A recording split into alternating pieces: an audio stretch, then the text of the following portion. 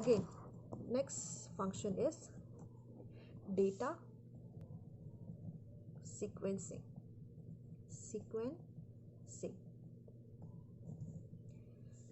Now, data sequencing. So what does it mean?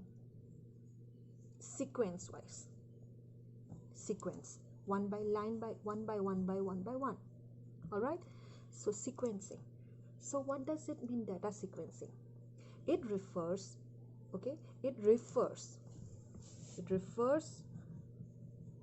to the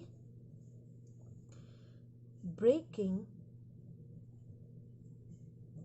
of a long messages, or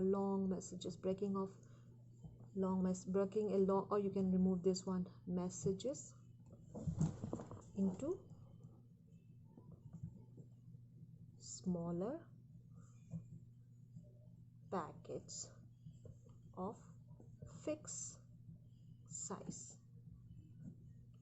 All right, so if you have a long messages, so suppose if it from A to B, if I have to send a data, suppose this is my data and this is your transmission medium, so what that protocol is going to do, the protocol will break down this long messages, see, suppose here it will like this, so it will your data will be, what will we do, so it is a long messages. This long messages will be divided into a smaller packages, suppose like this, 1 2 3 4 5, but suppose this is the first packet, 2, 3rd, 4th and 5th, so it is going to be sent 1 2 3 4 5, so 1 2 3 4 5, and at the receiving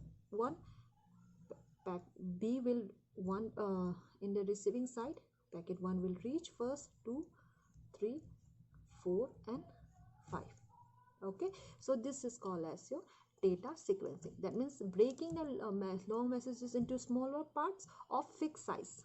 Okay, so these packages are of the same and fixed size.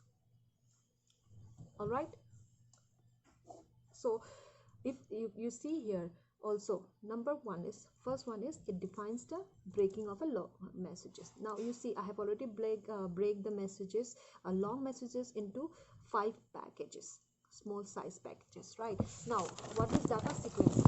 Data sequencing again defines the method. It also defines the method of numbering packets to detect loss or duplication of packets, and to correctly identify packets which belongs to same messages. Yes, this is the same, I have already explained you about data sequencing. Now you see here, it also first, data sequencing refers to breaking down of a long messages into small messages of small size, of fixed size, and also it also defines the numbering of the packages. Why? Because in order to detect loss or any type of duplication of the packets when it arrives to the receiver sites. So coming back here, as the data here A and B, the long messages, this is a long messages has been break down, right? Now we are going to number it. Okay, so number, this is packet, was a packet 1 2 3 4 and 5, so this is number. They are going to assign a unique ID in each of the packages.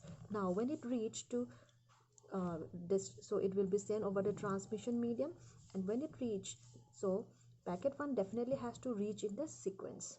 All right, then packet 2, suppose in case of packet 2, the next packet that has to be received is packet number 2, we know this, right?